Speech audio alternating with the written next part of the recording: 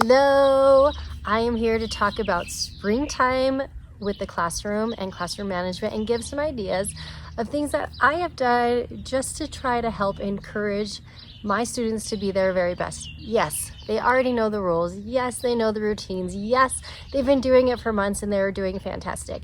But let's be honest, spring is hard and we all just want to be outside and we all just want to enjoy the nice weather. And the classroom is not necessarily the place that we want to be, but it's the place we have to be. And so as a teacher, I know that we have to make those last few months the very best we can.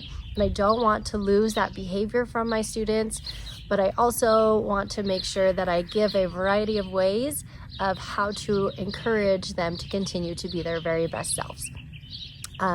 Because I don't want to lose all that great progress that we made just because the springtime tells us to be overly energetic and be excited for next year or summer and then next year, because kids are always excited for summer and then they're also excited to go into a new grade. So these are my top picks of what I like to do with my students to help encourage their very best behaviors and some activities that I can kind of use as rewards. The thing is that I love this stuff, and so I'm gonna do it almost anyways, but I know that sometimes the kids need a little bit of help making their very best choices, so I kind of let them know that I have these things planned and I'd like to do this with them, but they have to be ready and behave their very best to have it happen. And I've only had 1 year in kindergarten that I remember being like, oh, I really want to do this list, but you are not wanting us to do this list. But we did it mostly anyways, but you try your very best because I wasn't going to keep this from them. But I still want to encourage them to be their best self. So these are some ideas. I have a whole list here of how to help your classroom management through the springtime by encouraging best behaviors rather than giving out consequences and trying to bribe kids all the time, because that's not my philosophy. I don't believe in that. But I do believe in giving them, setting them up for success and then encouraging them to be their best selves. So I have a list here. I'm going to share about each one. Number one, which we almost all do as teachers. We've all done it. If you are a teacher that hasn't done this, I'm impressed. But the first one on the list is earn extra recess. It's springtime. I mean, the weather is beautiful outside, unless you live in my state and sometimes it's freezing cold and snowy. But in most places, you have some nice weather for springtime and we just want to be outside. Is it okay to plan an extra recess? Yes. It is so good for your body development, for fine motor skills, gross motor skills, strength building, balance, communicating with others, socializing. All those things are just as important outside of the classroom as well. And so, yes, earning extra recess is always a go-to for us teachers because we all enjoy it, but it is very good for us and for our students. I mean, speaking of, sorry, I thought there was a spider on me. When it comes to earning extra things with points, like the extra recess, I did this so that way, like, we earned 10 points, we went out to extra recess. Then the next time we earned 15 points, we went out to recess. Then the next one, we earned 20 points, we went out to recess. So we expanded and extended the amount of time it took for them to earn it. Again, it's just up to them on how their behavior is, but I did up my expectation on their behaviors because the kids were so excited about the recess. I did want to mention something with earning an extra recess. A lot of times people will do points and then you earn points towards an extra recess. Here's the thing. If a student earns points or if the class earns points, do not erase the points. They earned it. Okay? You don't take away something that they earned, because I feel like that just teaches them that anything that's given can be taken away, which, yes, but I don't want them to think that they will never reach the end because they make mistakes and they lose a point. I want them to see their progress no matter what.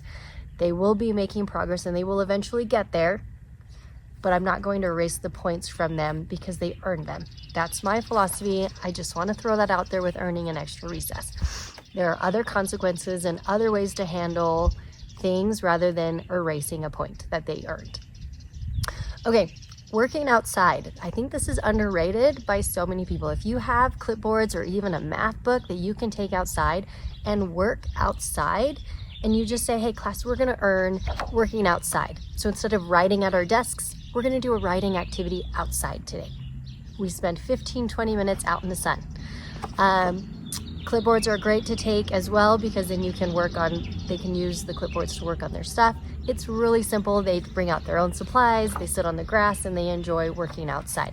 And this can be for any subject. You can do math, you can do writing, they can even just take their books out and read. But what I'm saying is that pick something easy and let them work outside. Like, we all want to be there, might as well, right? Another option that kids can earn as an extra privilege or something to look forward to is, I call this fun next year prep. I add in the word fun, but the kids love it. At least I did mostly kindergarten for most of my teaching, and they absolutely loved being first graders in kindergarten. So what I explained to my class is, if you guys can show me that you are ready to be first grade, we're gonna do some first grade work. And we did, and I planned on this writing project anyways, but I pumped them up and I encouraged them, letting them know this is an older kid activity and you get to do it because I believe you can, and now you show me that you can. The kids absolutely love it. So you can pick whatever you want, depending on your grade. Obviously, I'll explain what I did for kindergarten. In kindergarten, our goal was 1 or 2 sentences by the end of the year. We were half-day kindergarten. Is a very good accomplishment if they could do that. Well, what we did in class is we wrote an entire story in kindergarten, but we broke it up into days. So every day, this was our first grade prep work. And we worked on writing this base sentence together, so they got their spelling. We worked on a guided drawing together as well. Ours was going to the park, and so every story was different because they got to choose between the options. I mean, I just love this activity. They wrote it themselves. They felt so good about it, and it looked fantastic as a full paragraph, fantastic guided drawing picture. And the kids were so proud of themselves, and they got to say, this is my first grade work. I'm so ready for first grade. And it was the absolute best way to prep them for first grade. But again, I had to remind them, you have to act like first graders. I need you to act like you're ready for first grade, that you're ready to do something harder. And they always showed up. Okay, you have those couple kids that are gonna struggle and have hard things, behavior or academic, and you deal with those and you help those that need help. But it's a super fun activity to prepare your kids. Okay, the next suggestion I had was called Special Week. And if your class is already pretty good, you can just, go through this with the good behaviors. But otherwise, just kind of help them understand that they're going to earn a special week. And this can pretty much be something you already have planned. But it could also just be something that you guys decide together. Like, this week we're all going to eat outside, or this week we're all going to eat in the classroom, or this week we're all going to wear red. Not week, but you can plan specific days. But you give them a week to look forward to, or even just a day that they can look forward to. Hey, we're gonna earn points. If you like the point system, then do the point system, but say, hey, you know what? We're gonna earn points. As soon as we hit 10 points, this is what we're doing. Again, about the special week, choose whatever you wanna do with your class. If your class all loves something, go with that something, whatever that may be, or that grade level. But let them earn it and encourage them, but get them involved in the process. I also count this as my special week, but we did a week where they shared their talent, and so we did a talent show, and I planned on doing that anyways, but this way they felt like they earned it, like they were so excited to share something they love. And I made sure that they earned it, is the thing, because this is something that's important to me. I want them to do this, and it was a writing project as well. But I just encourage them by saying, hey, if we get our work done in time, or we finish these projects in time, we will have time to do this. And then the kids really wanted to, because they were excited about something that special week. Okay, the last idea I had was the Silly Teacher Day. And this is all listed on here with some information. The Silly Teacher Day could be, again, anything you want, but the kids love their teachers, okay? If you're not listening to this, then you might be the teacher that people don't like, but for the most part, kids love their teachers, and they will do anything.